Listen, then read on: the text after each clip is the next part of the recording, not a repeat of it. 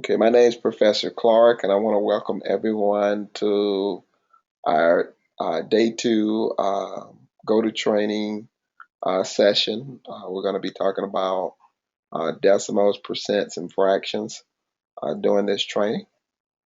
Okay, this training will last until 10 o'clock tonight. I'd like to welcome everyone. If you got any questions, just feel free to ask them in the chat box. I went ahead and I muted everyone. And then that way we don't have to worry about, any unexpected noises while we're going through this go-to training session. Okay, so the first place we're going to start is with decimals. Okay, our decimal, the word deci actually means 10. And so we actually have 10 digits in our number system. Our number system is called the Dewey Decimal Number System. Those 10 digits are 0, 1, 2, 3, 4, 5, 6, 7, 8, 9. Okay, and once we go beyond that ninth digit, we move to the next place value. We have a place value chart below.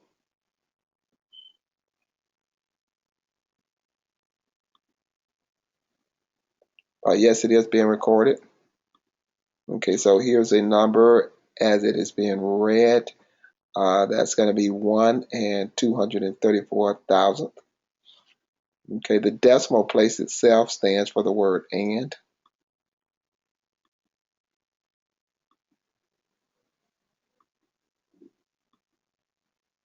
Okay. And typically the way we read the decimal is we read it like we're reading a number 234, and then we just read that last place value, which is the 1,000th place value.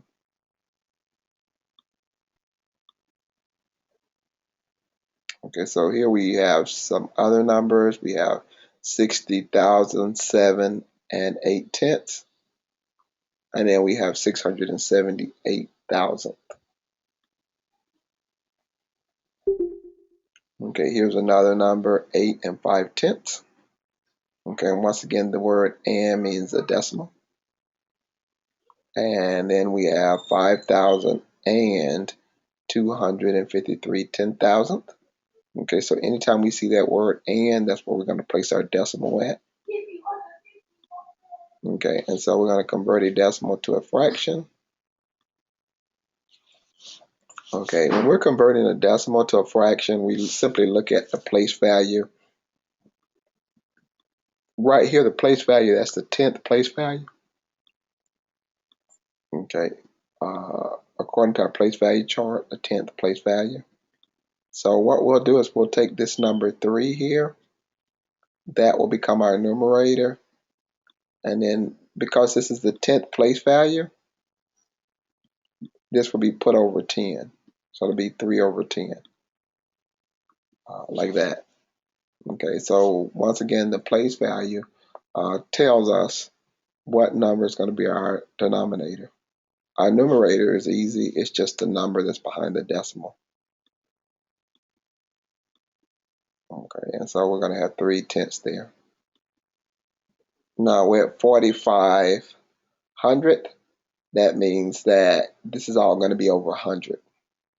So it'll be 45 over 100.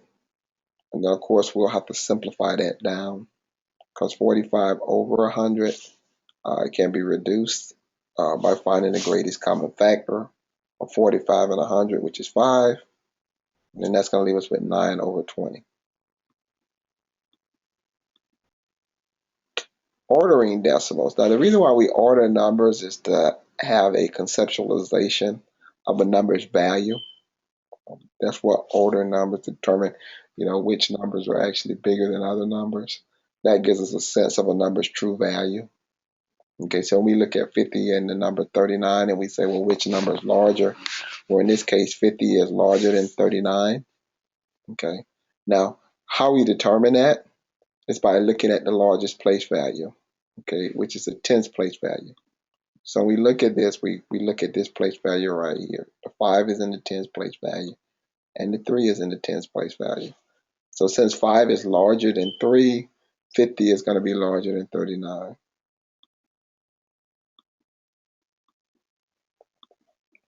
And here we have another number. With this number, we're going to look at the largest place value, which is going to be the 10th place value right here. Okay, and so we're looking at the 10th place value. We see that 3 is larger than 0. So 3/10 is going to be larger than 98,000.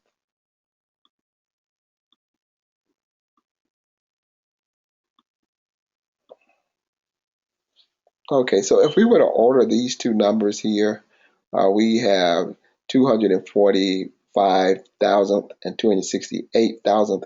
Which one do you guys think would be the largest and why?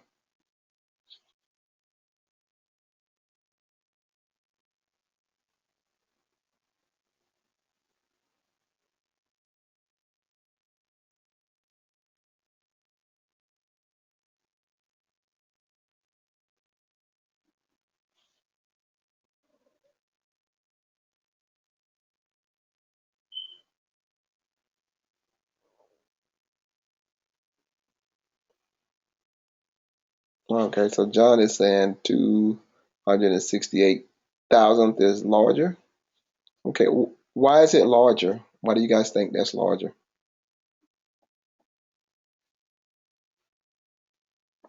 Because of the 6 is larger than the 4. Okay, okay. Yeah, once again, we look at the place value.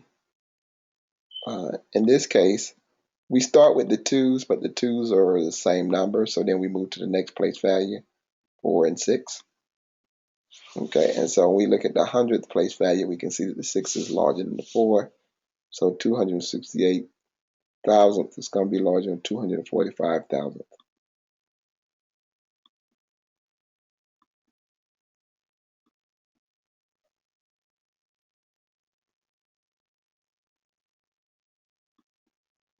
Okay, and if we were going to rate these from smallest to largest, when we look at these numbers, we see they're already in order from the smallest to the largest. Okay, we start off at the 10th place value. Okay, and then that's why the 95,000th is the smallest because the 0 is actually smaller than the ones. And then, of course, 1/10 is going to be smaller than 1600th.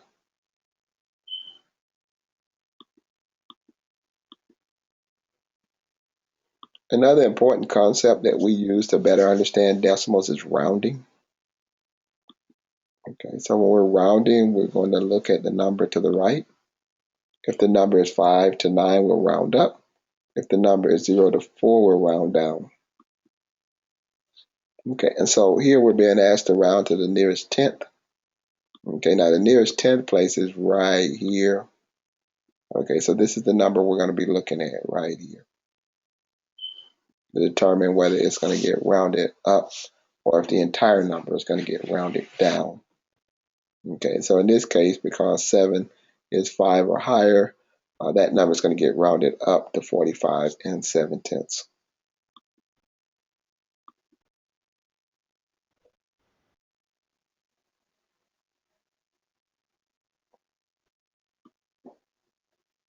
And here we're rounding to the nearest 100th place. And of course, the 100th place is right here. Okay, and then we're going to look at this number right here. Okay, and because that is 4 or less, that number is going to get rounded to 32 and 24 hundredths. Okay, now the 4 stays the same, but the entire number itself gets rounded down because 32.24 is actually smaller than 32.241. So it just depends on how you're looking at it, whether it's staying the same or it's getting rounded down.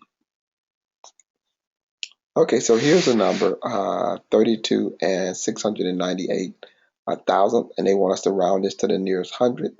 So what would you guys come up with if you were going to round this number? What would the answer be?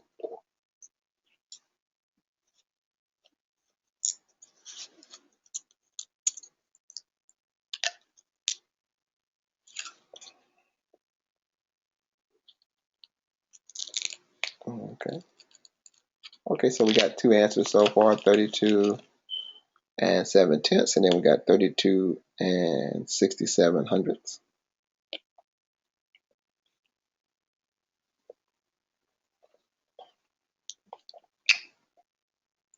Okay, so let's look at this. Okay, so the number in the hundredth place is right here, the 9. And then the 8 is what we're going to use to determine whether it gets rounded. Okay, so when we look at it, the 9 is obviously going to get rounded up. So if it's going to get rounded up, it's going to get rounded up to 10. Okay, and then there's something in math that we call carrying. Okay, so when it gets rounded up to 10, we carry the 1. And we add that 1 to the 6, and it becomes 32 and 7/10. Okay, so when this one actually gets rounded up to 10 like this, and then what we do with the 1 gets carried to the 6, to the next highest place value. So it becomes 6 plus 1 becomes 7. Okay. Okay, so here we have a number, and they want us to round this number to the nearest tenth, hundredth, and whole number place. So if we're going to round it to the nearest tenth place, we're going to be looking at this value right here. If we're going to round it to the nearest hundredth place, we're going to be looking at this value. And if we're going to round it to the nearest whole number, we're going to be looking at this value here. Okay, so when we round it to the nearest tenth place, that's going to determine, the 7 is going to determine whether we round it up or whether it stays the same. In this case, it's going to get rounded up to 0.6, because 7 is 5 or more. When we're looking at the hundredths place, the 7, the 4 is going to determine whether it gets rounded up or stays the same. In this case, 4 or less, that's going to stay the same at 0.57. And then the last one, the whole number, when we look at the 0, the 5 is going to determine whether that gets rounded up or stays the same. Okay, and so here, this one right here, let me write these in. Our correct answers are going to be 0.6. Here's going to be 0.57.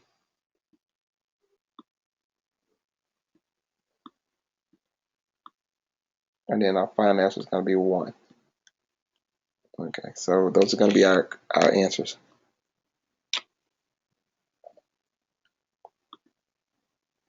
All right, we're going to skip the song and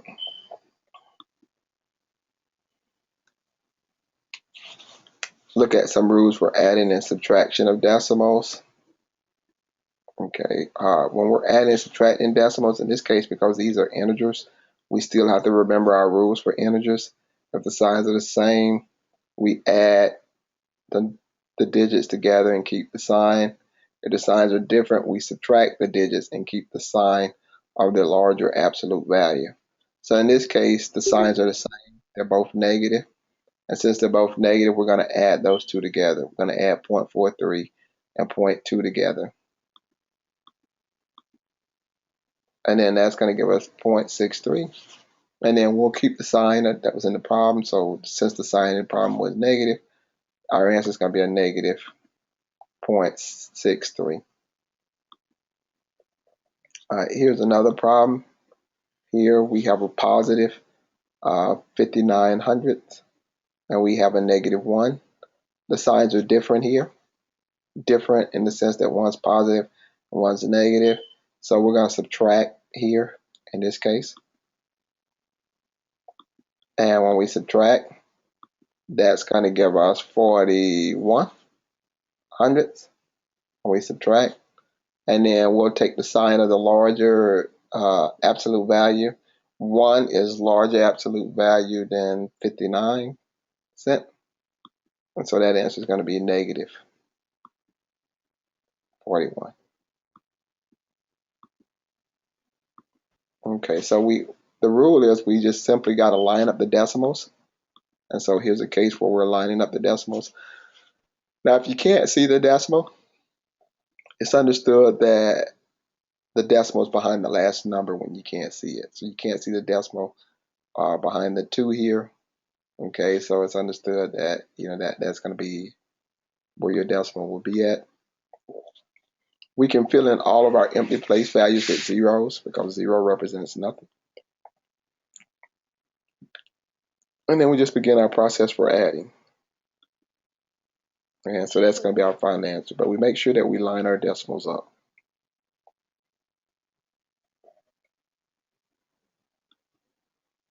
Okay.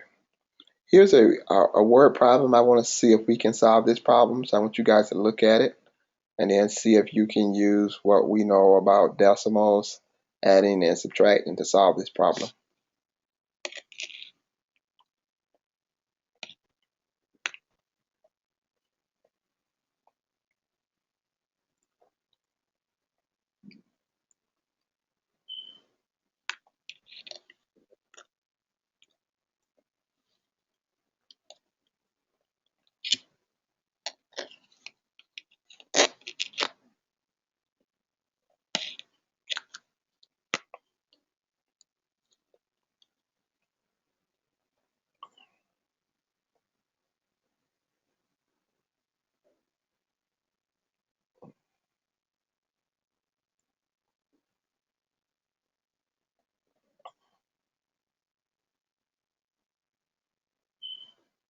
Okay, so we got 2 answers so far, 5.62 and 4.62.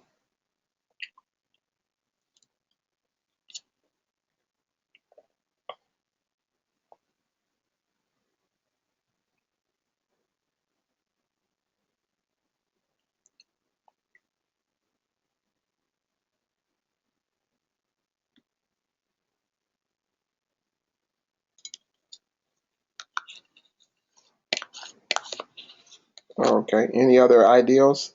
How about everybody else?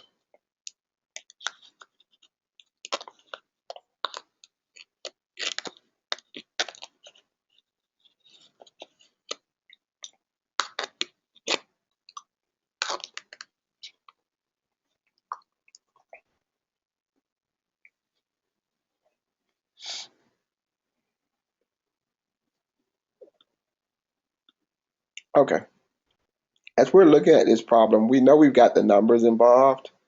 So 9 times 10, because they're numbers and this is math, we're going to end up doing work with those numbers. And then we got to look for the keywords to let us know whether we're adding, multiplying, dividing, subtracting, or whatever operation we're going to perform. That keyword is cuts away. Okay, so cuts away is the same as take away.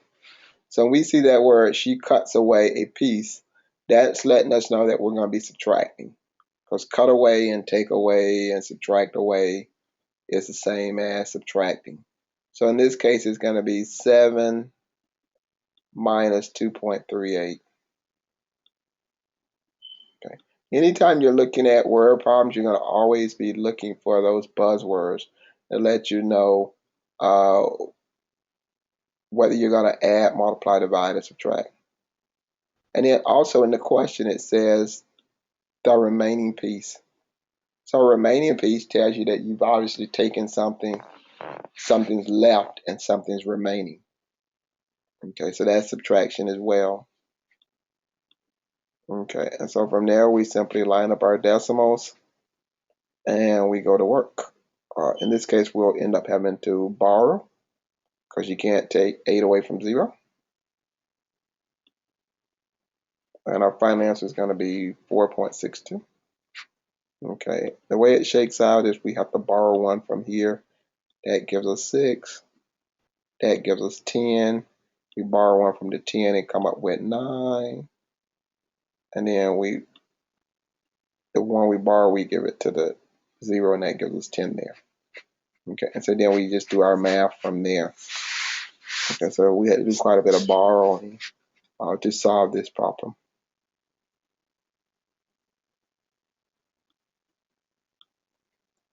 All right, rule for multiplication of decimals.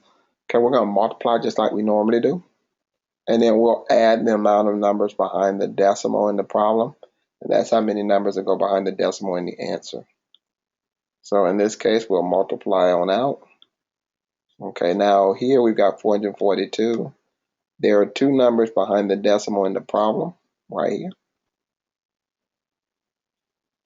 And so there's going to be two numbers behind the decimal in the answer right here. Okay. So that's the way it works. We multiply like we normally do. And then we look at how many numbers are behind the decimal in the problem. And that's how many numbers are behind the decimal in the answer. Now we also could have used rounding to figure that out. If we had a rounded 1.3 to 1, or rounded 3.4 to 3, and just said 1 times 3 is 3. So we know our answer is going to be close to 3. So if we moved our decimal, we would definitely move it two places because 4.42 is closer to 3 than 44 or 442 or 44 cents for that matter.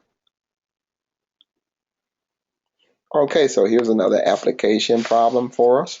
Okay, I want you guys to see if you can solve this one.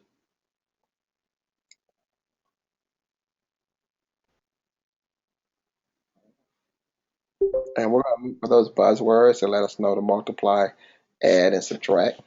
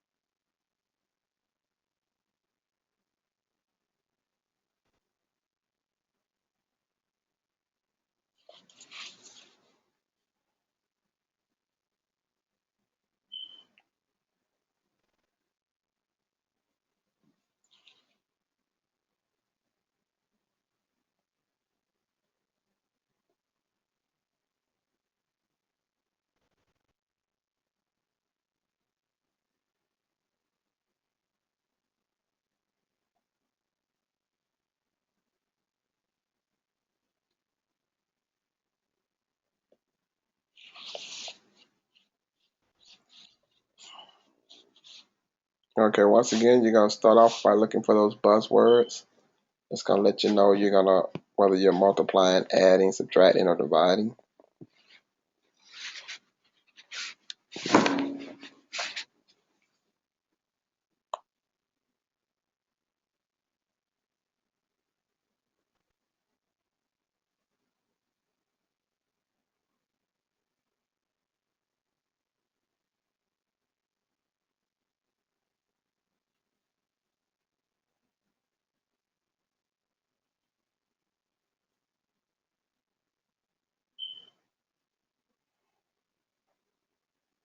Okay, so how's it looking?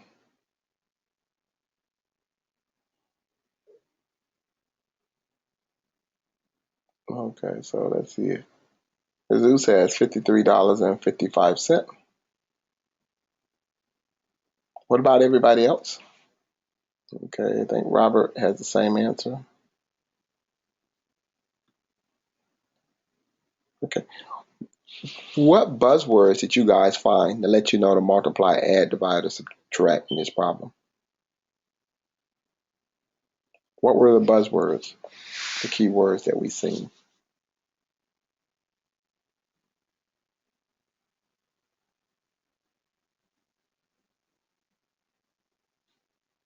Okay, charges, addition, okay, of,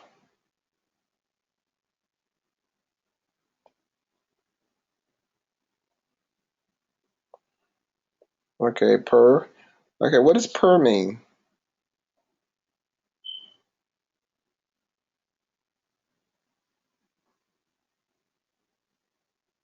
Okay, that is correct. The addition definitely means to add the charges. Now that word per, when we see per minute, what does that mean? What is that telling us operation wise?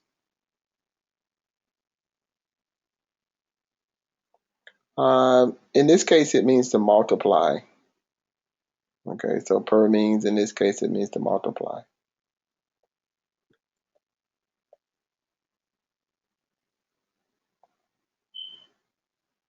Right. Okay, so we look at it. Okay, oh, let me push it back. Trying to get the pen down here. Okay, so we've got monthly fees of $12.33. And then we've got to figure out what our other additional charges are. So that word additional means that we're going to be adding those charges. Now that's 7 cents per minute. Okay, so that per means that it's going to get multiplied by the minutes. Now we have 12 cents for the long distance. So that's going to get multiplied too. So those are going to get multiplied by 510 and 46 minutes. Okay, so we're going to take the 7 cent multiplied by 510. We're going to take the 12 cent multiplied by 46. And then all these charges are going to get added together, the monthly fees plus the additional charges. And our final answer is going to be 53.55. So congratulations to everyone who said 53.55. You guys did an excellent job on this word problem. Once again, one of the most important thing about word problems is identifying the key words or the buzzwords that let us know to multiply, add, divide, or subtract. Okay, so we're going to move from multiplying with decimals to dividing with decimals. Okay, when we divide with decimals, we can't have a decimal in the divisor. Okay, and we'll also just make sure that our decimals are lined up in our problem and in our answer. Okay, so we can see here that they're being lined up right here. Okay, and then there's 4 steps for long division. Does anybody know what the 4 steps for long division are?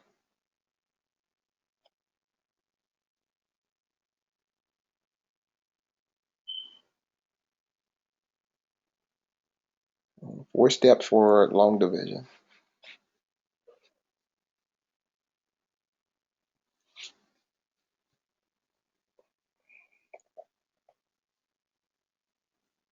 Okay, the first step is to divide. Okay, what are the other 3? Okay, the first step is to divide. What are the other 3?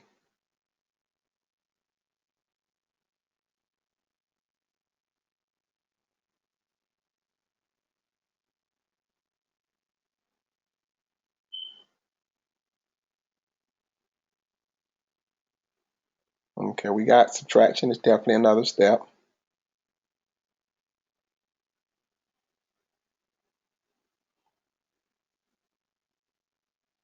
We got 2 more.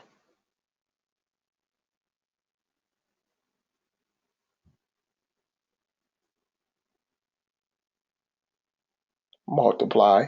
Yeah. So we got divide, multiply, subtract, and then we've got 1 more.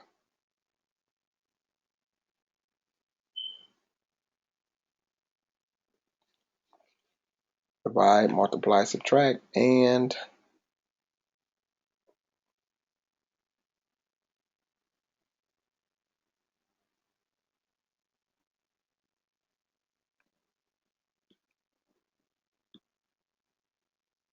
not with division. So addition would not be included.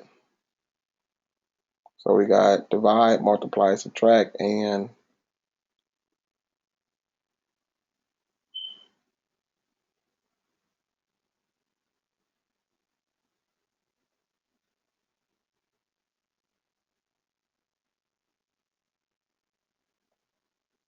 we could say place or bring down.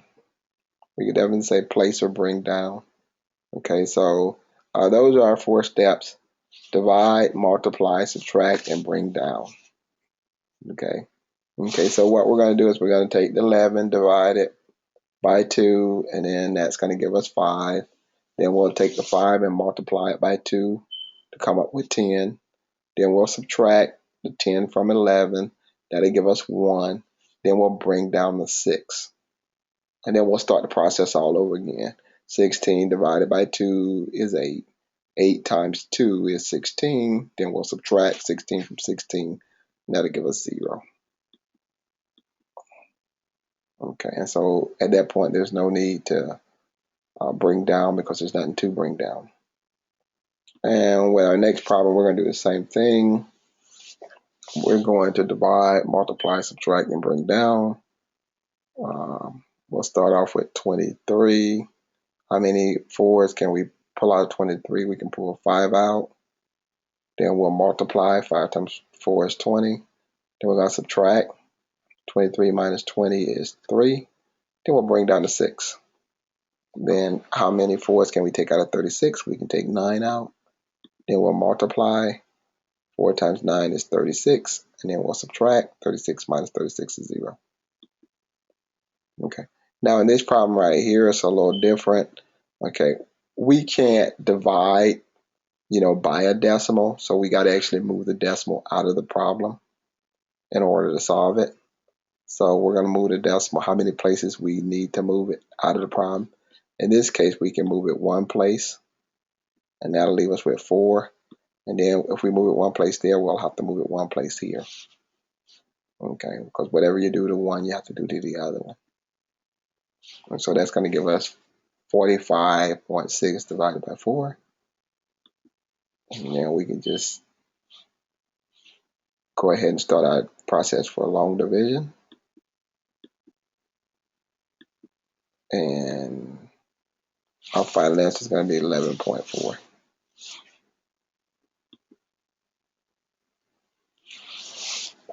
Okay, more understanding of decimals. We have 2 types of decimals, decimals that terminate and decimals that do not terminate. Okay, here's some examples of terminating decimals. In terminating decimals, they end. Okay, they stop at some point. And then we have what's known as non-terminating. Non-terminating decimals can be decimals that repeat, or they can be decimals that are irrational numbers, that they go on forever and ever, but they don't actually do any repeating. Like pi, 3.14, goes on forever and ever, and it never repeats. Okay, so that's decimals. Typically, we use decimals when we're working with money. We also use decimals when we're working with the metric system. Okay, from decimals, we're going to move to percents. Okay, percent means per 100. Okay, or it means out of 100. Okay, so this is an example of an Alex pie chart. Okay, and so when we say you got to complete the whole pie, that's one whole pie. That's going to be 100%, 100 out of 100.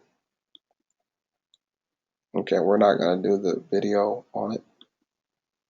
Okay, so here's the rule for converting percents and decimals. Okay, if we're going to convert a decimal to a percent, we'll move the decimal 2 places to the right. If we're going to convert a percent to a decimal, we'll move the decimal 2 places to the left. So it depends on what we're converting to. If we're going from a decimal to a percent, it's 2 places to the right. If we're going from a percent to a decimal, it's 2 places to the left.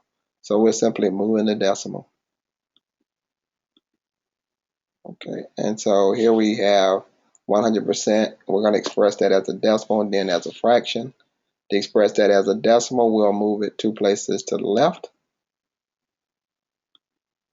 And then to express that as a fraction, we'll just simply put 1 over 1. And the reason why it's over 1 because the place value of the 1 is the 1's place value. For our next number, we're going to move the decimal 2 places to the left. And that's going to give us 0.127. And when we look at 0.127 to write it as a fraction, we're going to look at this place value right here. That place value is the thousandth place value. Okay, and so since that's the thousandth place value,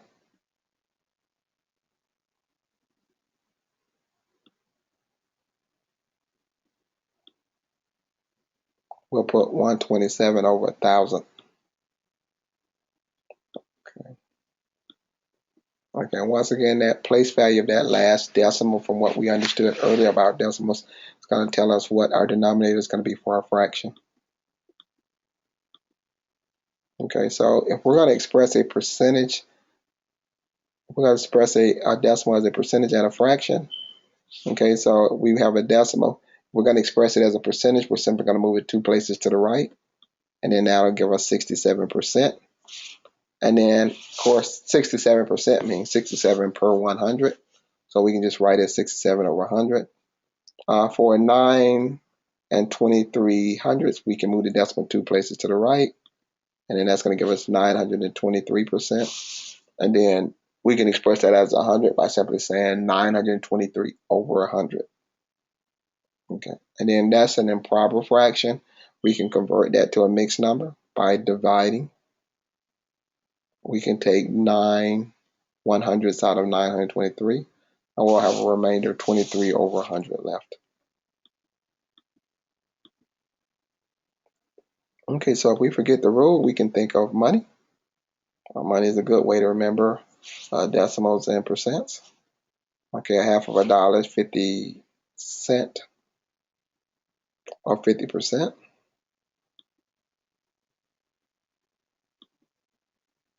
What is half as a fraction? 1/2. Of course, that's half of a dollar. Okay, therefore 50 cents, 50% and 1/2 are all equal to each other. Okay, so we have percent of problems. Now the word of means to multiply. So in a problem like this, it's going to say if you're going to give a 15% tip for a total bill of $20, how much money will you leave for a tip? Okay, so to figure that out, it's going to be 15% of 20, and that means we're going to multiply.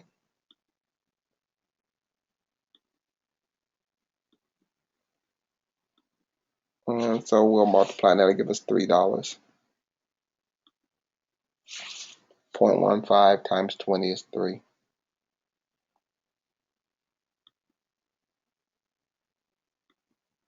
The word of always means to multiply. Okay, so here we have another one. What is 15% of 35? You guys see if you can come up with the correct answer for this one.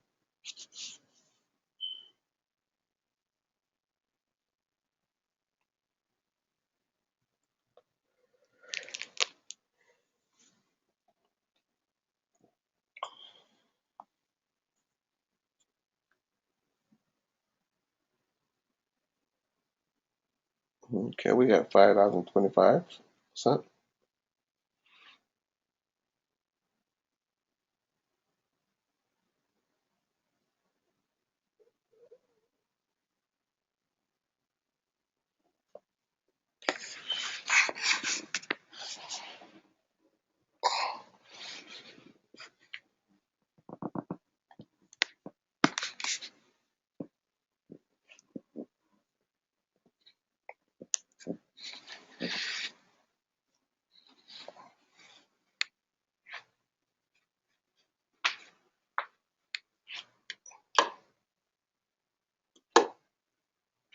Okay, so we simply going to multiply 35 by 0.15,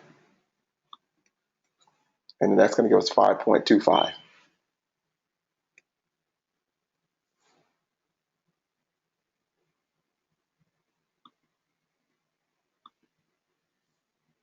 Okay, here's another way we can solve these types of problems where we see these percent of problems. We can use this formula is over of equals percent over 100. Okay, so we have a problem. What percent of 200 is 100? Okay, so the word following of will be that number. I'm sorry. And the number following is will be where we would place the is in the formula. So 200 is going to represent of because that's of 200. And 100 will represent is because that is 100. So we'll simply take out the of and put in 200. And we'll take out the is and put in 100. Okay.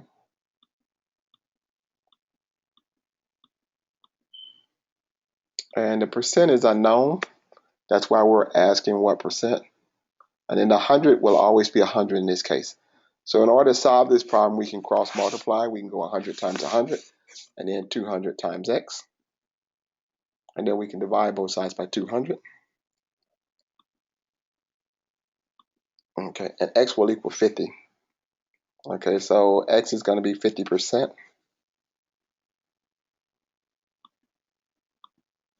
All right. Okay, so here's another problem. 40% of what number is 2? You guys see if you can solve this one.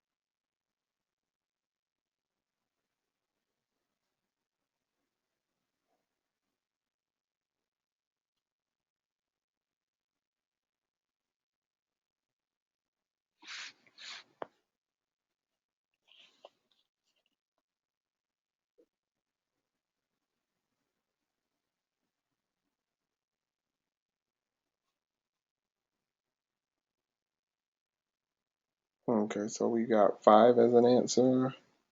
Oh, no, it's 500.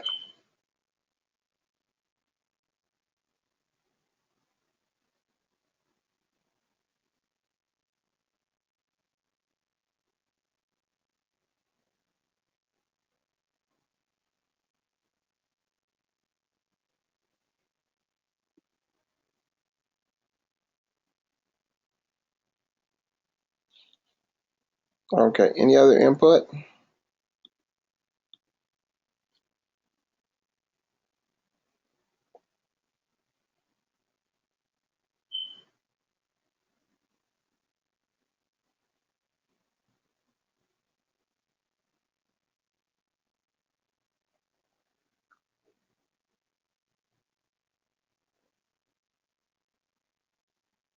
Okay, so what we're going to do is we're going to take out the percent and put in 40.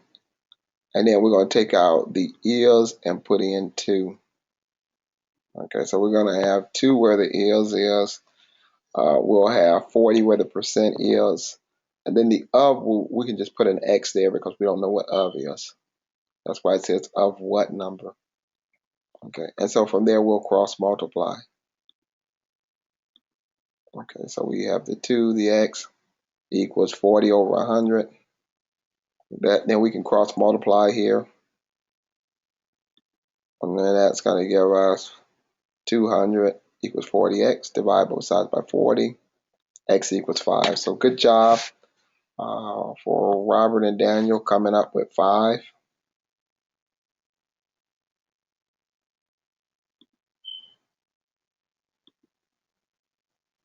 Okay, so here's another problem. Let's see if you guys can come up with the correct answer for this one.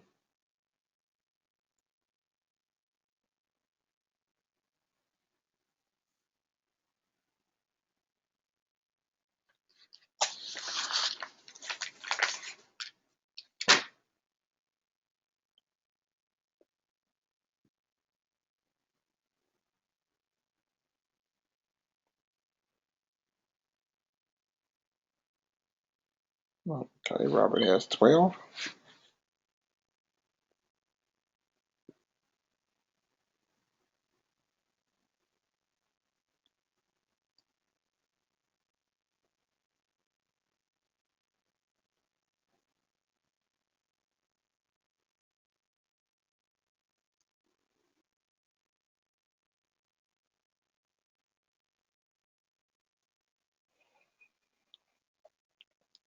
Okay, any other answers?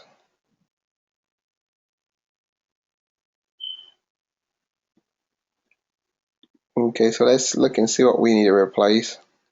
We need to replace percent with 25, and then we need to replace is with 3. Okay, so we got 25 over 100, and then we got 3 over x.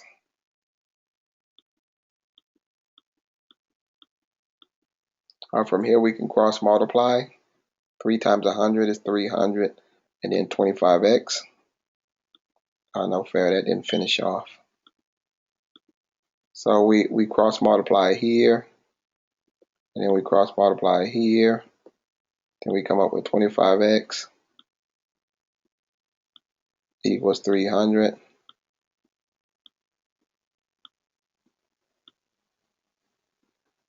From there, we divide both sides by 25 to get rid of the 25 in front of x.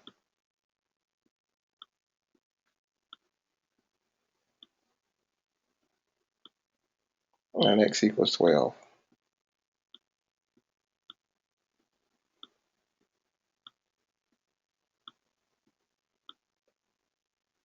Okay, so that's our final answer, x equals 12.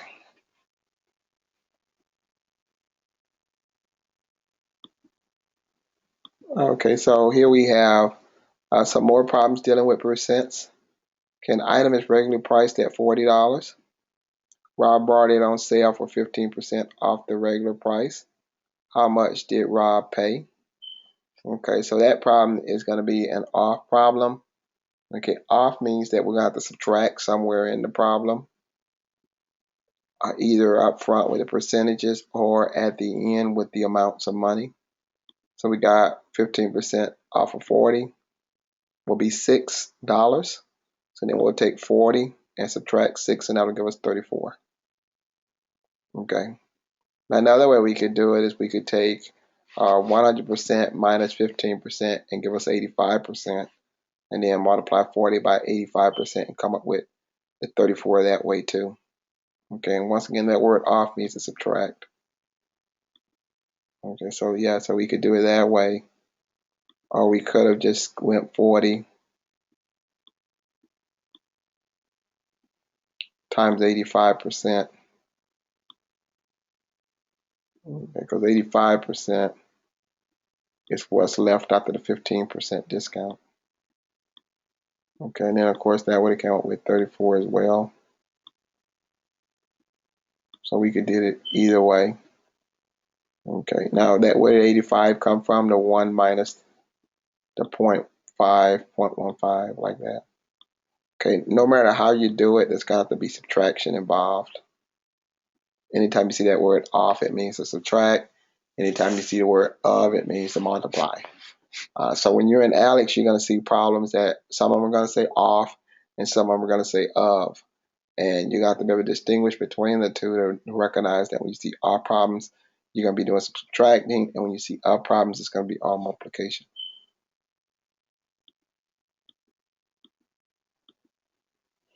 Okay, so here's a problem. An item on sale costs 30% of the original price.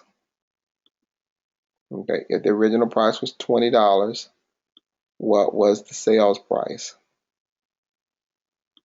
Okay, so we got a regular price of 20. The sales price is 30% of the 20. And then we just simply go 30% of 20. That's going to be $6.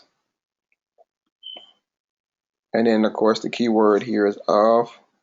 We see that word of, it means to multiply.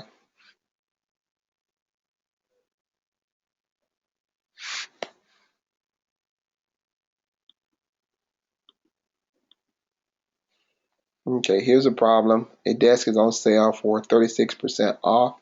The sales price is $208. What is the regular price? Now that word off means to subtract. Okay, so we know we got to do some subtraction in this problem because the key word is off. Okay, and so we got 36%. And so we can go 100% minus 36%, and that'll give us 64%. And then we can simply divide both sides by 64%. And then that'll be $325. So that's going to be the regular price. But once again, that keyword off means that there's going to be some subtraction involved versus of, which means there's going to be multiplication.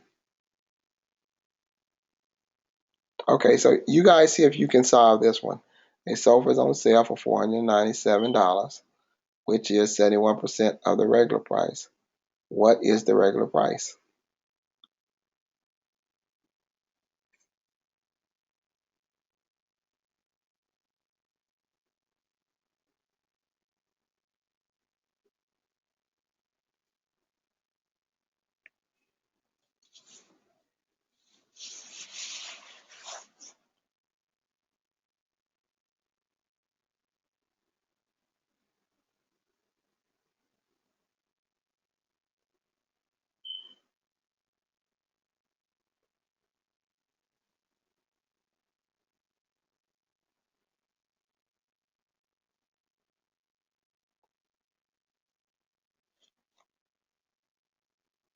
Okay, so Jesus has $641.13.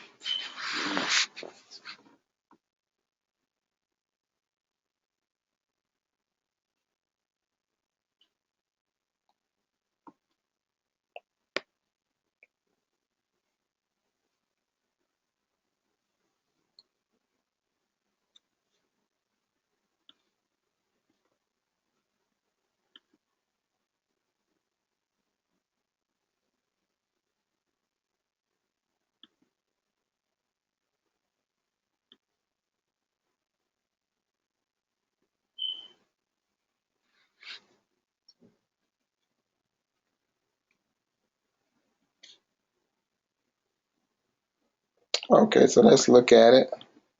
Okay, we got 497. Discount is 71% of, and then of course the keyword is of in this case. That's going to be multiplication. So we'll divide 71% from both sides. And so the original price will be $700. Okay, so these are going to be a little bit more challenging. It's going to be important that we distinguish those words of and off. When we see the word off, it means that we can subtract. When we see the word of, we know that's going to be strictly multiplication. Okay, so here's a real life problem. Address tag was changed from $80 to $60. What was the discount rate? Or should we say, what is the discount percentage?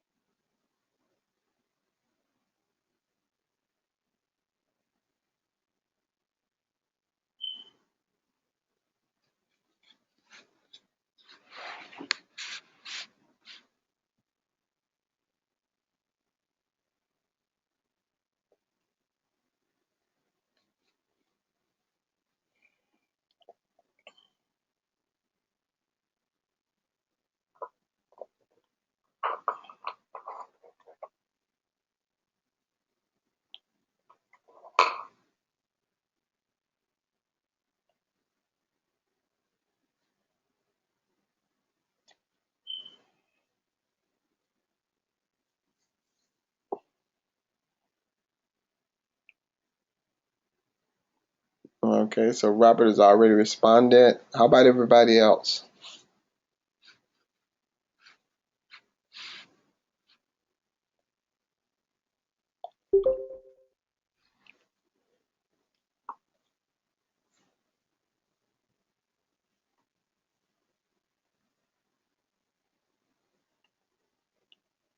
Okay, we got 2 responses so far out of 12 people.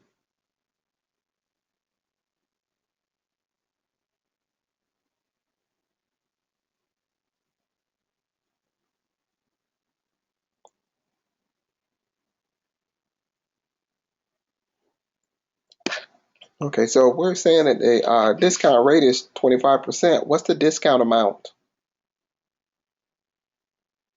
What is the discount amount of money? Okay, that's correct. The discount amount is $20. Okay, so we're going to take the $20 and divide it by 80, and then that'll give us 25%. So congratulations to those who said 25%. You are correct. Okay, and then of course we see there's 2 different ways of doing the problem.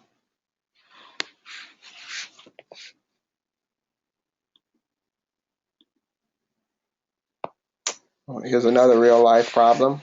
A cassette tape sold for $7.50. The price was then reduced by 20%. What was the new price? Okay, that word reduced is the same as off. Okay, so that word reduced is the same as off. So we got to do some subtraction to solve this problem. Okay, so we got 20% of 750 is going to be $1.50. And we can take 750 minus $1.50 and that'll give us $6. Or we could just take 750 and multiply it by 80% and come up with $6 that way. But that keyword reduced by is the same as off. And so off always means to subtract. Of always means to multiply. Okay, so here's another problem. A shirt is regularly priced at $30. Ted bought it at a discount of 10% off the regular price. How much did Ted pay? All right, let's see if you guys can solve this one.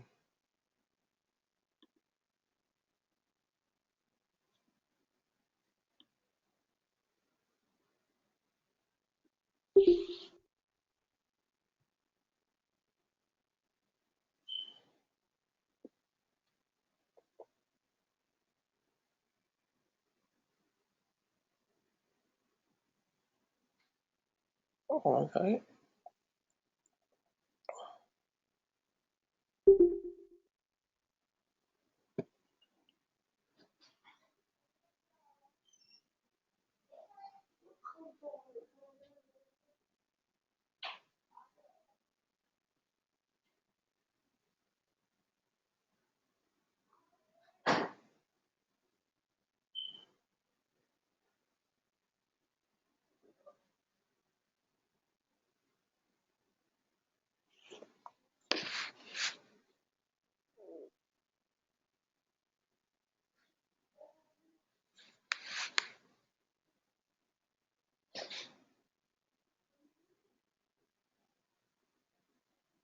Okay, so we got two responses, one from Robert and another one from Jesus.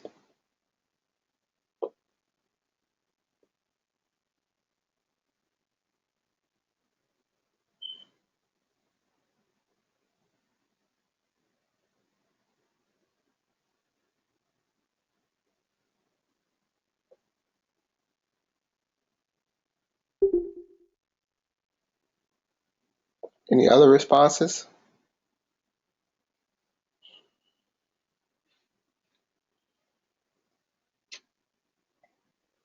Okay.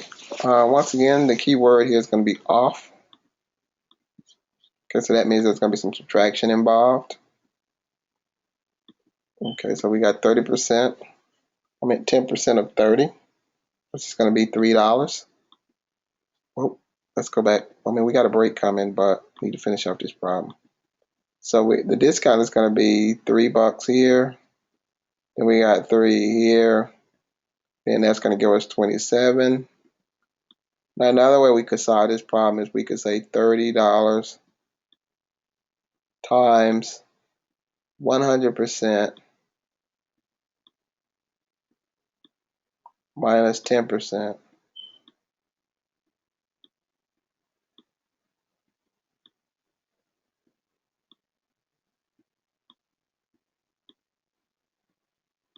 So we got 30 times 90%,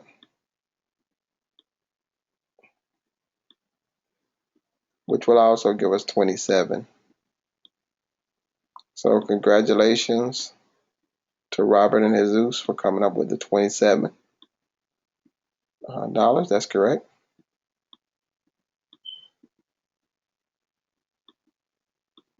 Okay, so we're going to take a short break. Okay, well, let's make it not 15 minutes, but let's make it a 10-minute break, a chance for everybody to get up, stretch their legs, drink some water, go to the restroom. So a 10-minute break. So let's see what time it is now. Okay, so it's 9:03. So we're going to be back at 9:13.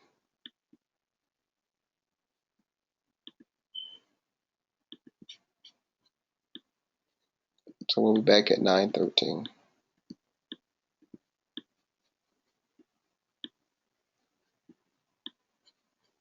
after that, give everybody a chance to get restroom break, drink some water, give me a chance to rest my voice, and everybody a chance to stretch their legs.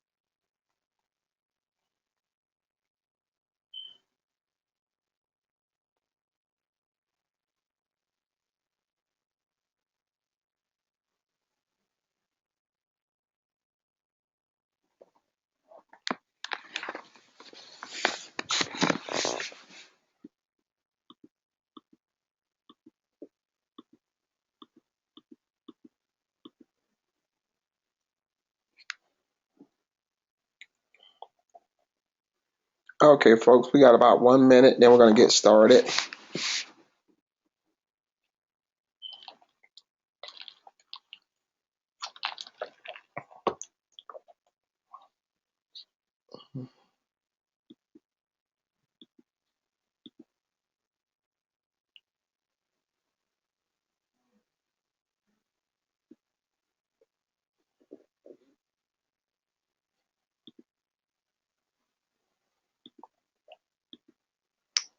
Okay, so let's go ahead and get started. It is 9:13 according to my clock. We're going to be talking about fractions. Okay, a fraction is a way of expressing a part or a piece of a whole. Okay, just like decimals and percentages are. Okay, a fraction has three parts to it. It has a numerator, which is the top part of the fraction. It has a denominator, which is the bottom part of the fraction. And it has the fraction bar, which is also a division operator. These are other ways we can express fractions as a division problem. In fact, we can say that every fraction is a division problem waiting to happen. And we can also express it through a pie graph. Okay, we're not going to do the video link for fractions. Okay, when we're looking at fractions, the first place we start is with the equivalent of fractions. Okay, fractions are like money. So that means that, you can have things that look different but have the same value.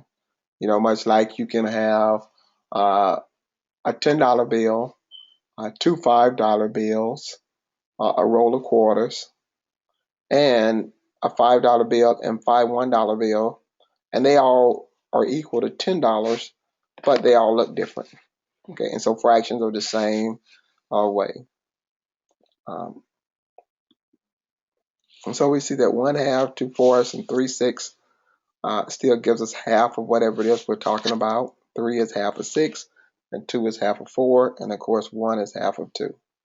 Okay. And when we look at it visually, we see that we've broken it down into more pieces, but we still get the same amount. Okay, more visual representations. Fractions that look different, but they have the same value. Okay, and the math behind it simply states that we multiply the top and bottom by the same number, we'll get an equivalent fraction. Or if we divide the top and bottom by the same number, we'll get an equivalent fraction. Okay, and so here we got 3/8. So we're going to multiply the top and bottom by 2, and we'll end up with 6/16.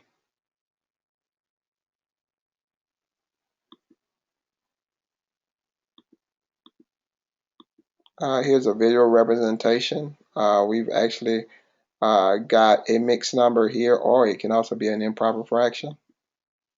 Okay, we've got 6/6 for the first pi, we got 6/6 for the second pi, and we've got 1/6 for the third pi. So we've got 13/6 altogether as an improper fraction. And then we can also say it's 2 and 1/6 as a mixed number.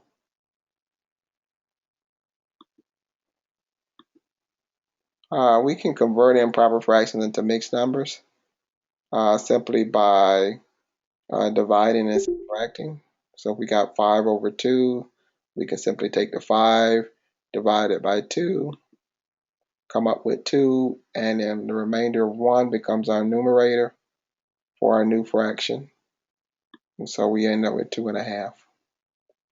Same way with 17/11. If we divide 17 by 11, we'll come up with 1. And we'll have a remainder of 6/11.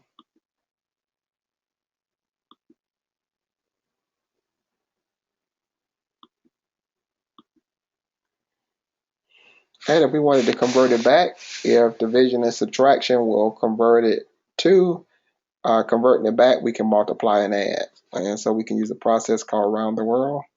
We can multiply here, and we can add here. So we just go 4 times 5 is 20, plus 2 makes 22/5.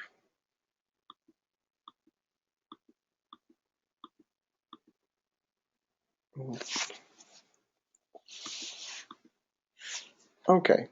Uh, when we're working with fractions, we're going to have to simplify or reduce, so we need to know some divisibility rules. Okay, how to reduce fractions down. Okay, the first divisibility rule we come by is divisible by 2. All even numbers are divisible by 2, and that's if a number ends in 0, 2, 4, 6, or 8. It is divisible by 2 because it is an even number. Numbers that are divisible by 3, the sums of the digits is divisible by 3. Okay, so if we take 843 and we add up all the digits, 8, 4, and 3, that becomes 15. And since 15 can be divided by 3, 843 can also be divided by 3. Numbers that are divisible by 5, they end in 0 or 5. So if a number ends in 0 or 5, it's divisible by 5. Numbers that are divisible by 10, they end in 0.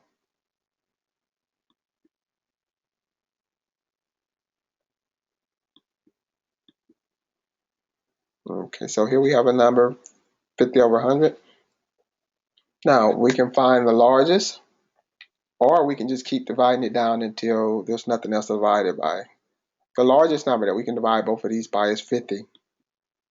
Okay, if we can't find the largest, then we can simply start with the smallest, which is 2, and we can just keep dividing until there's nothing else to divide it by. So we can divide 50 and 100 by 2, and we'll come up with 25 over 50. Then we can divide both of those by 5 because they both end in 5 or 0. And then we can divide that by 5 again because 5 and 10 both end in 5 and 0, and that gives us 1/2. Or we can just find the largest, which is 50, divide the top and bottom by 50, and come up with 1/2. Here's another number to reduce this one. Okay.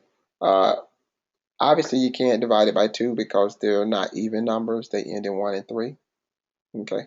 I think they can both be divided by 3 because 51, if you add the digits 5 and 1 together, that'll be 6. And since 6 can be divided by 3, 51 can be divided by 3. If we take the 9 and 3 and add it together, that becomes 12. And since 12 can be divided by 3, 93 can be divided by 3 too. So both of these numbers can be divided by 3. And 51 divided by 3 is 17. And 93 divided by 3 is 31. So that's going to be our final answer, 17 over 31.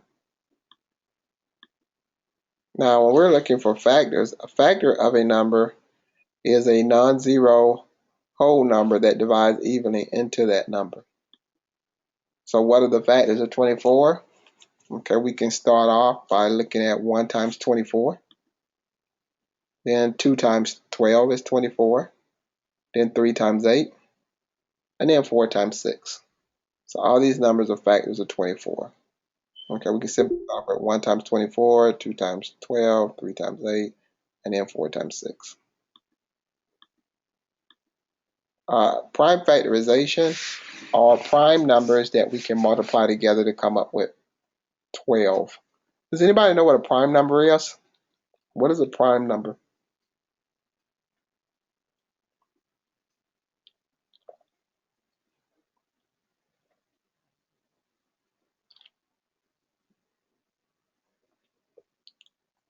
That is correct, Daniel. It is a number that is only divisible by 1 in itself. Okay, so 12 is not a prime number because 12 is divisible by more than 1 and 12. 7 is a prime number because 7 can only be divided by 1 and 7. Okay, so 7 is, so is 5, so is 2. 2 is the only even number that's a prime number. Okay, so what we're going to do is we're going to look for prime numbers that we can multiply together to come up with 12. So we'll break 12 down into 2 times 6, will give us 12. And since 2 is a prime number, we won't mess with it any further. And then we'll break 6 down into 2 times 3. Okay, so at the end, our prime factorization is going to be 2 times 3 times 2. Okay, and 2 times 3 times 2 multiplied together will give us 12.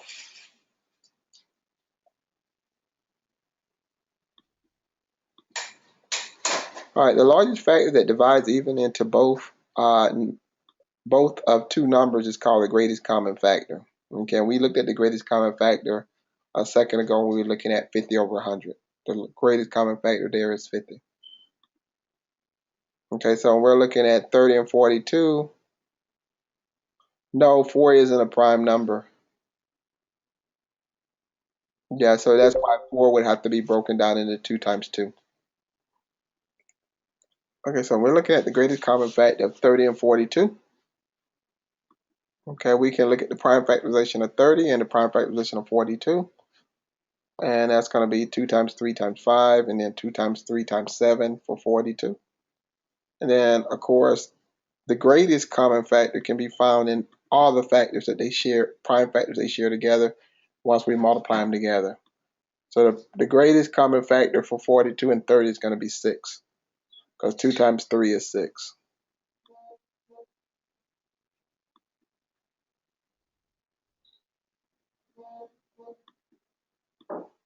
All right, so here's another one. We got 60 and 72. Sometimes we can just look at these numbers and figure out what the greatest common factor is through the listing method, and then other times we can use prime factorizations. Okay, so let me see if any of you guys can come up with the greatest common factor for 60 and 72.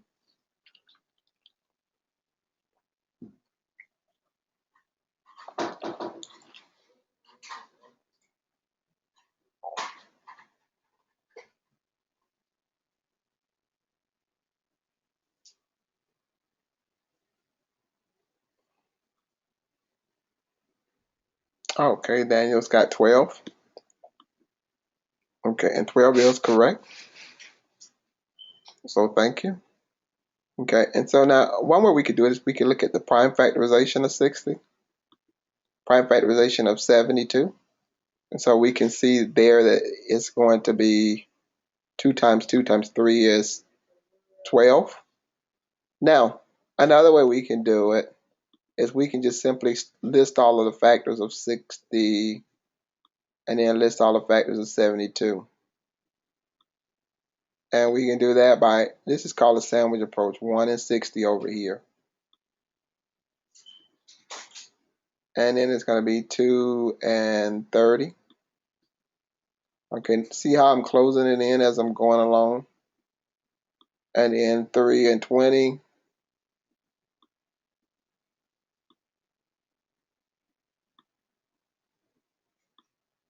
And then 4 and 15.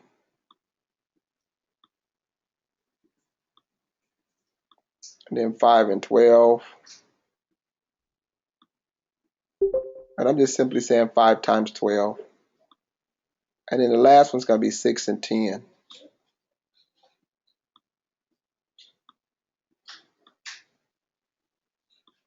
Okay, so that's all the ones for 60. I'm going to do the same thing for 72. Give myself a little bit more room. 1 and 72. 2 times 36 is 72.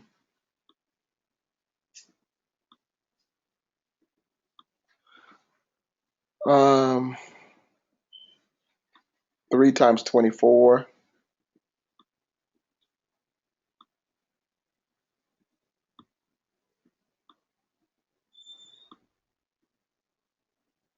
And that's going to be 4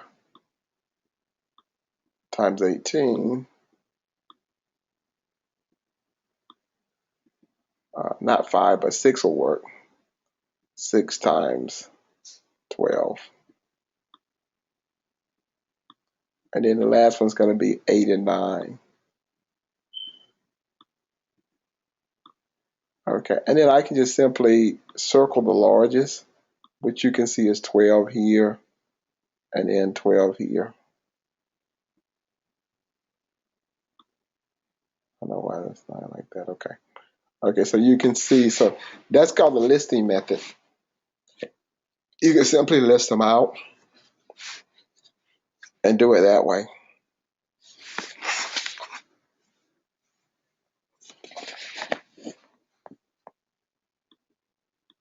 Okay.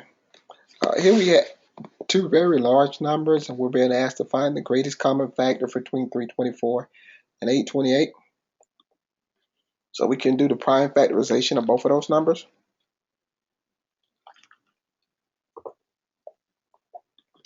And then the numbers that they share in common, 2 times 2 times 3 times 3, gives us 36. So 36 is going to be the largest common factor, or the greatest. And we'll hold on to that number so that when we're asked to reduce this fraction, the quickest way is just to divide all these by 36 and come up with 9 over 23. Okay. If we don't use the greatest common factor, then we'll end up having to do this. We'll divide it by 2, then come back and divide it by 2 again, then come back and divide it by 3, then we'll come back and divide it by 3 again, and then that'll be our final answer. So we'll have more steps if we don't use the greatest common factor. The greatest common factor is simply to help us solve the problem faster. All right, multiplying fractions. Okay, multiplying fractions is quite easy. We just multiply the numerators together, and then we multiply the denominators together. So here we just go 1 times 1, and then 3 times 2. At the top here is 2 times 1 and 3 times 5. And then here we just gonna go 7 times 5 and then 11 times 8. And then here, when it's a whole number like that, we can make it a fraction by putting it over 1, like that. Then we can go 3 times 4 and then 7 times 1.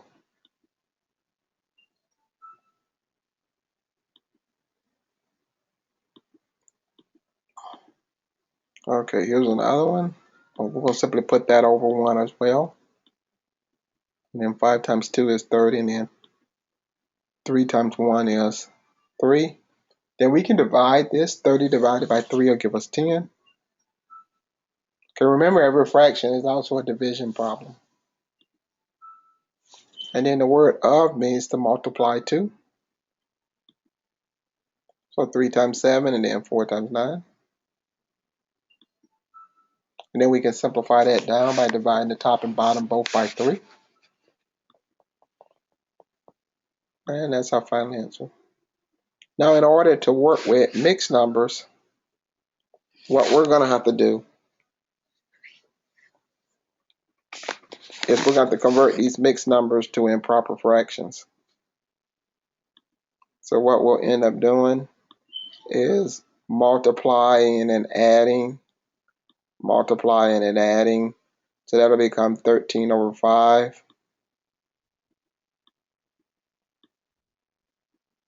And then here, that's going to become 15, 16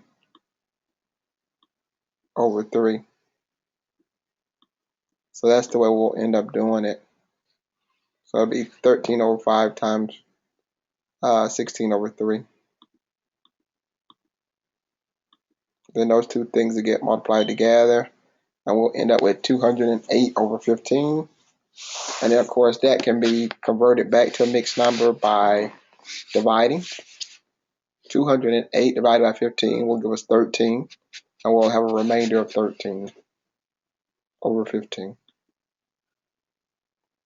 Here we just simply have to follow our rules for negatives, okay?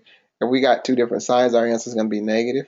So we just multiply across like we normally do. 2 times 3 is 6. 5 times 7 is 35. Our final answer is going to be negative 6 over 35. And here, we can just multiply across and then simplify it in. Or we could simplify beforehand. Okay, so we can simply, just look at, in this case here, we can say, okay, well, the 15 and the 18 can both be divided by 3. And that's what we're going to do here. Okay. And the 4 and the 12 can both be divided by 4. And then that's what we're going to do here.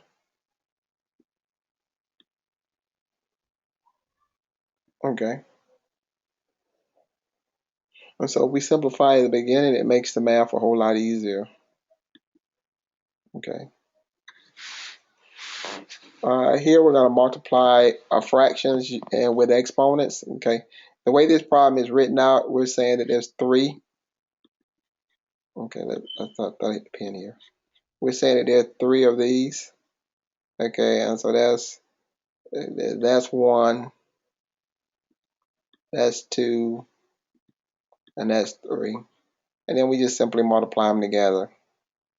And then for the second one here, we're basically saying that there are 2 of these. Okay, and so since there's going to be 2 negatives, your answer is going to be positive. Okay, because when you got both negatives, your answer is positive at the end. So it'll be 3 times 3 is 9, and 4 times 4 is 16. The reciprocal of a number is the same as multiplying by the fraction. So we can call it multiplicative inverse. So the reciprocal of 3/4 is going to be 4/3. And 3/4 times 4/3 will give us 1. The reciprocal of 6 is 1/6. And 6 times 1/6 is 1. Dividing a fraction is the same as multiplying it by its reciprocal.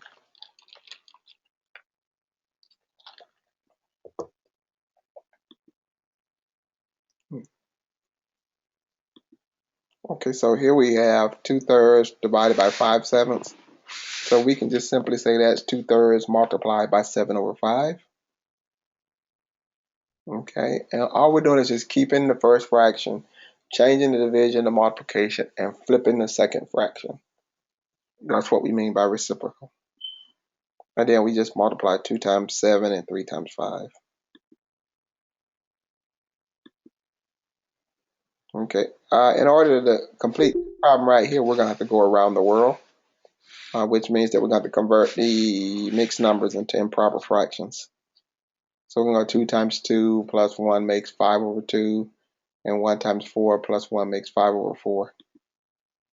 And then from here, we will keep the first fraction, change the division to multiplication, and flip the second fraction. And that's going to give us 20/10. And 20 divided by 10 is 2.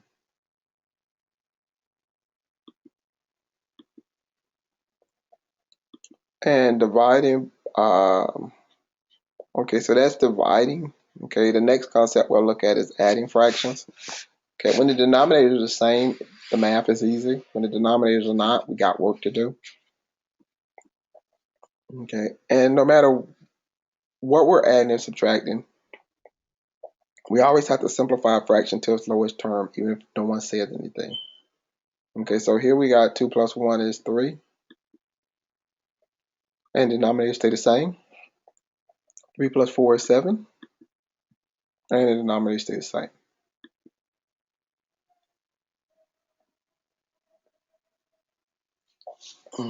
Here the denominators are not the same, so we got work to do.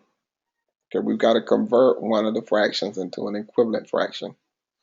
Okay, where the denominators will be the same. So we can convert 1/4 into 2/8 by multiplying the top and bottom by 2. And then we can take 2/8 and add it to 3/8 to come up with 5/8.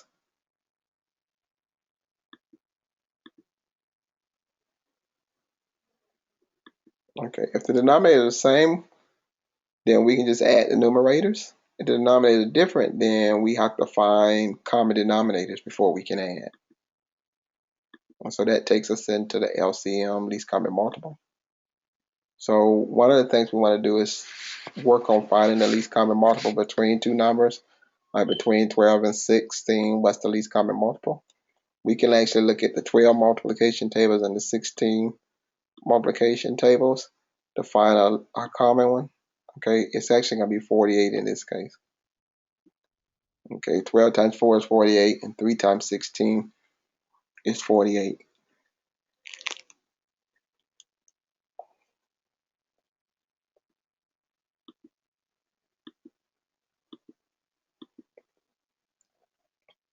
Okay, and so now we can always multiply two denominators together and come up with a common multiple. It might not be the smallest. Okay, but like the greatest common factor, if it's not the smallest, it'll create more work for us, but it will help us to solve the problem. Okay, so in this case, 3 and 9, um, the least common multiple in this case is going to be 9. Okay, and then we can just simply say 6 over 9 plus 5 over 9, and we can just add them together. That's going to give us 11 over 9, which can be converted to, um, that can be converted to, we could take 11 and divide it by 9 like that. That's going to give us 1, subtract 9, and then that's going to give us a remainder of 2. So our final answer can be 1 with a remainder of 2 over 9. Okay, like that. Okay, so we can use subtraction and division to convert it to a mixed number. Okay, here we got to find the common denominator between 8 and 12. Okay, now you can go to the 8 and 12 timetables. We can also just list them. 8, 16, 24, and then we can go 12, and then 24 here, and 36. And of course we can see it's 24. So we can see 24 here and 24 here. Now for the 8s, we've got 8 times 3, because 24 is the third number here. And for the 12s, we got 12 times 2. So both of these will get multiplied by 2.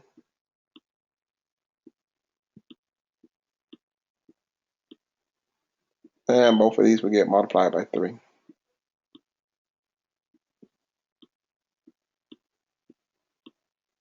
Okay. And that's going to give us 9 over 24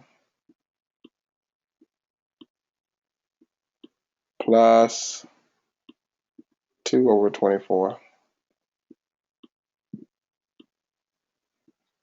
And when we add them together, that's going to give us 11 over 24.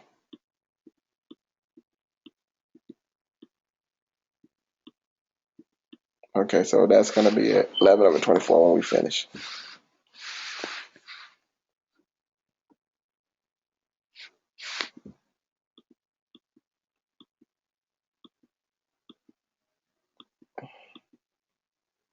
All right, you guys see if you can solve this one. This one's involving mixed numbers.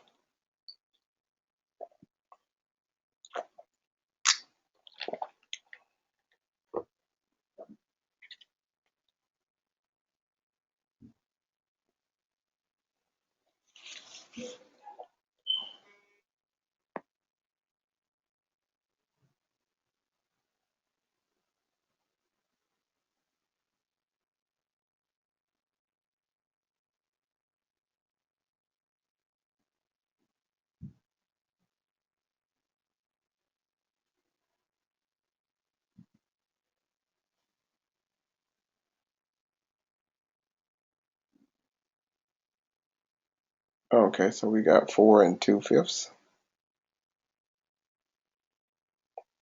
Okay, so let's look at it and see what we come up with. Okay, and so we're going to convert them both to impropers. Then we can add them together. That's going to give us 22 over 5. And then we can convert the impropers to mixed by taking 22 and dividing it by 5. And then that's going to give us 4 and 2/5. All right, so you guys did an excellent job of solving that problem. Another way we can do it is we can just work with them like they're whole numbers. The 2 and the 1 can be added together, come up with 3. Then we can add the 3/5 and the 4/5 together, come up with 7/5. Then we can convert the 7/5 to a mixed number, which will give us 4 and 2/5. All right, so here's another problem for us. The denominators are not the same here. So in order to work this problem, we're going to have to make the denominators the same. Okay, when we look at 5 and 2, the least common multiple between 5 and 2 is 10. We can multiply them together to come up with that number. 5 times 2 is 10. Okay, so we're going to convert both denominators to 10. We can multiply the 5 by 2 to come up with 10. And then for the 2.5, when we convert that to the improper 5 over 2, we can multiply that by 5 and come up with 25 over 10. Then from there, we can take the 78, subtract the 25. That's going to give us 53 over 10. Then from there, we can convert the 53 over 10 to a mixed number by dividing 53 by 10, which is going to give us 5 and a remainder of 3 over 10. Okay, so from here, we'll look at converting decimals to fractions. And we can simply, we've seen this before. We look at this place value here, that's the tenths place value. So we simply put the number 5 over 10, and then we reduce it down to 1/2 by dividing the top and bottom by 5. And the same here, we look at the place value here, that's the hundredths place value. So we put 25 over 100, and we can simplify that down by dividing the top and bottom by 25. And here, that number's in the 10,000ths place value, so we put our fraction as 3 over 10,000. And then on this one, the 8 is in the hundredths place value. Now the 3 is already a whole number, so we don't have to put it in any fraction form. So that can be 3 and then 8 over 100. 8 over 100 can be simplified down to 2 over 25. You can divide the top and bottom both by 4. Right here, just divide that by 4 and divide that by 4.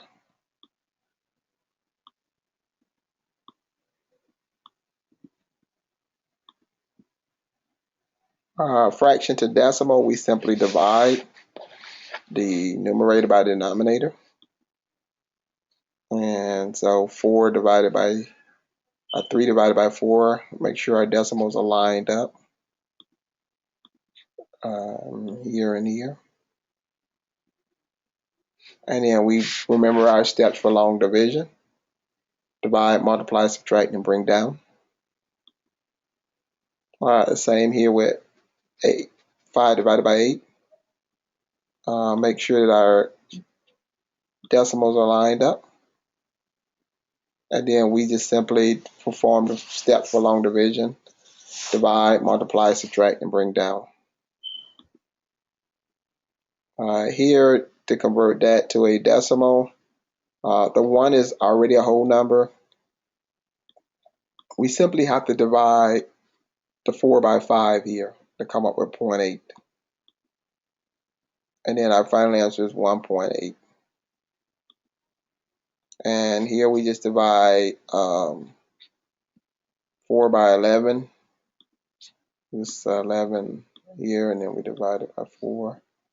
And then, of course, we can put as many zeros as we want behind the decimal, here and here, like that. And then we just have to make sure that the decimals are lined up right here. Okay, and so that it's not going to work with the first and the 4, but the 3 will come here for 33. And then that's how we'll come up with 33 here. And then we'll subtract. That'll be 7. And then we'll just go down again, 6 or 66, like that. And then we'll just keep doing that process until we're finished. Okay. Okay. Now, I think this one's going to repeat. Let's see. I think it's going to repeat. And so we'll put a repeating bar over it because it's just going to form. We can see it getting ready to repeat again right here. You're going to bring another 0 down here.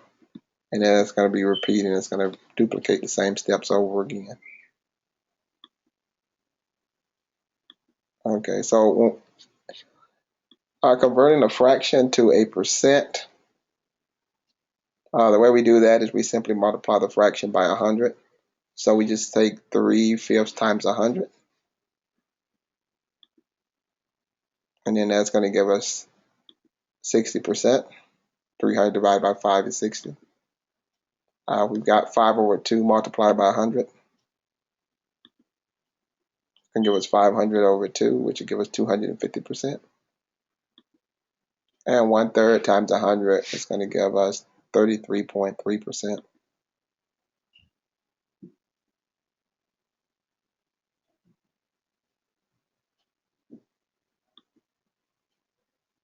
And here, ordering fractions, we've got 4/5 and 7/9.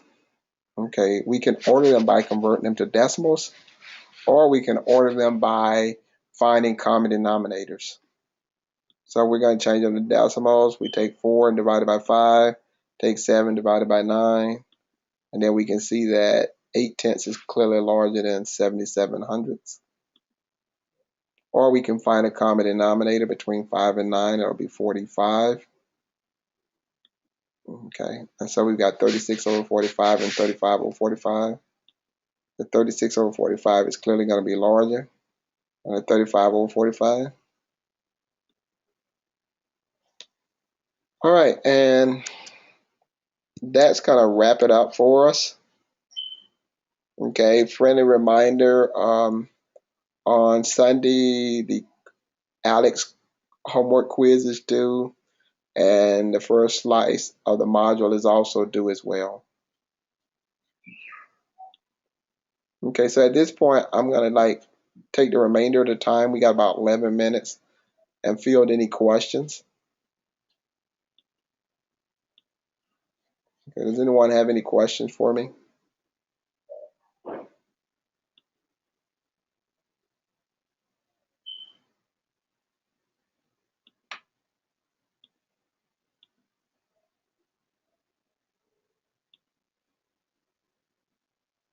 Okay, any questions?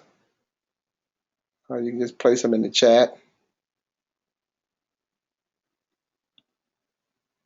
Okay. No, there's not an attendance link. Well, the discussion we're all due on, I want to say Wednesday night.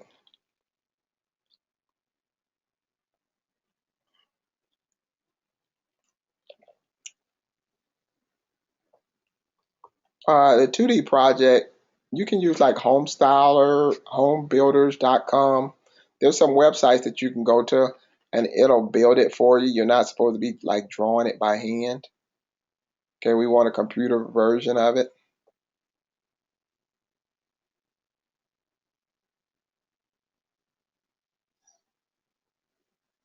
I don't know why those were there. Okay, because they don't really have a way of breaking it down.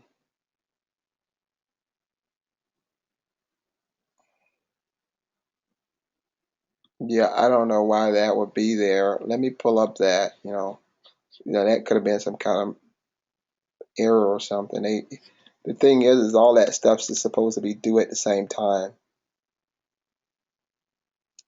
I want to say it's homebuilders.com or homestyler. You could try either one. I'm not homestyler.com or either homebuilder.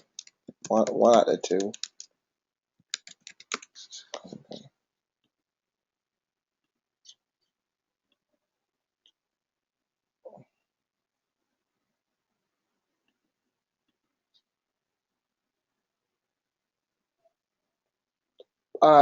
This will be archived. It won't be archived until tomorrow, but it will be archived somewhere in here.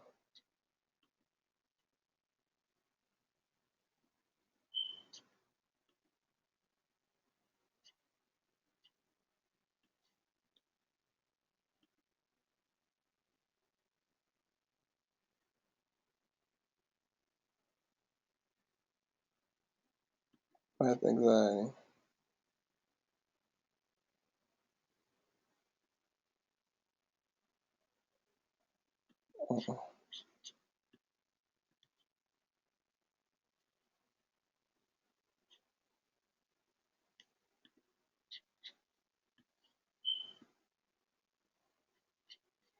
Well, I don't know. I'll look into it, but I'm pretty positive that all that stuff was due on the same day, Wednesday, because there's no way you can separate the responses as far as grade time is concerned.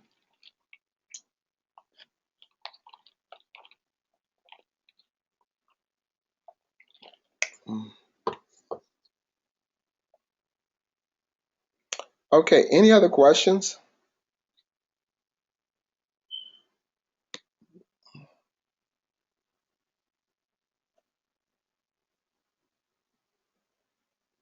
Okay, I'll look into it. Um, Let me do this right quick. Let me take off the screen so I can move about freely.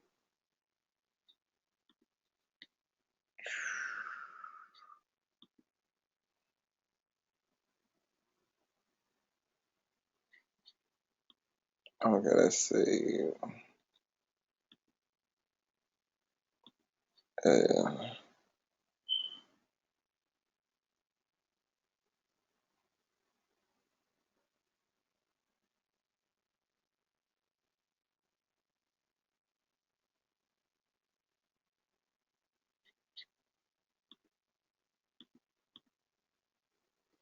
no, see, I just got a due date of 8/5, but I'm not seeing check your score.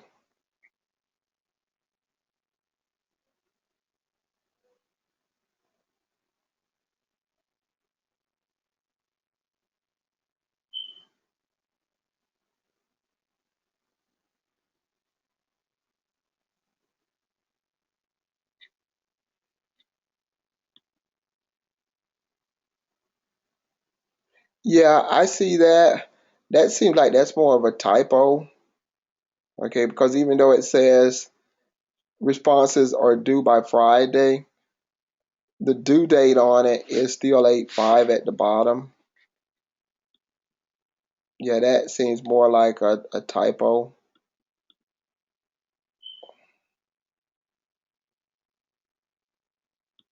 So I don't quite know how that came about. Yeah, because they get yeah, I don't know how that came about. I mean, that's something you'll need to work out with your instructor as well. I mean, you could talk to them about it, but I mean, the due date on it is the 5th. That's, a Friday versus a Wednesday. That date could have fell on a Friday on another term or something.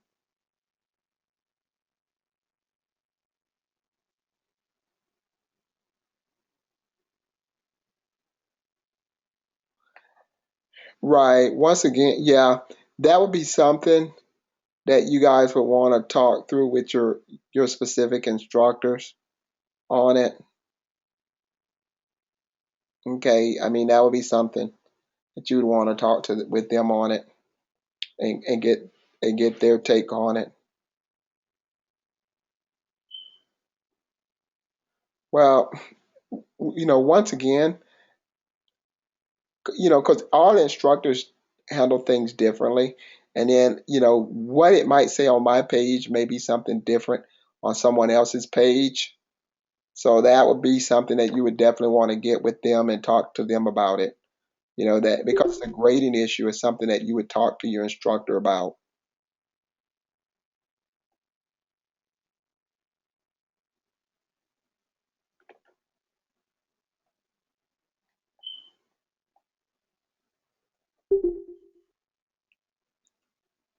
Okay, any other questions for me that I can answer?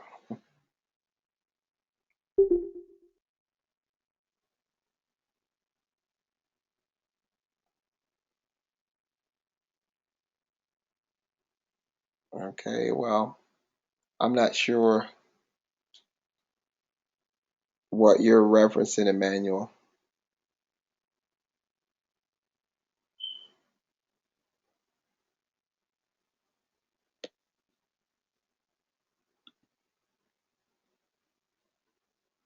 Okay, you too, Tamika.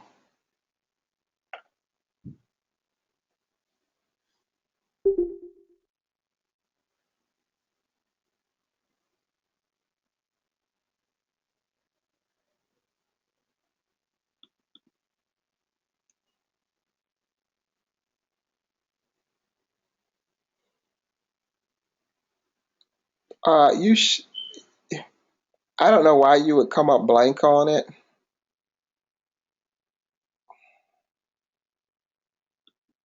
I don't know, maybe I don't know what happened with it.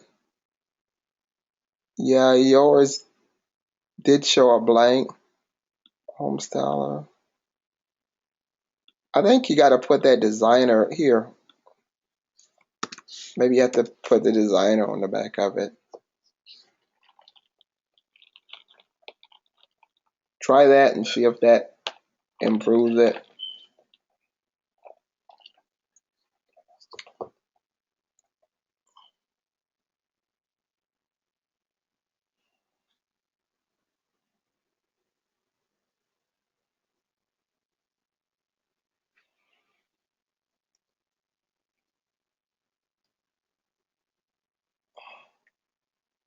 Okay, so we've got 2 minutes and then we're going to close out the session.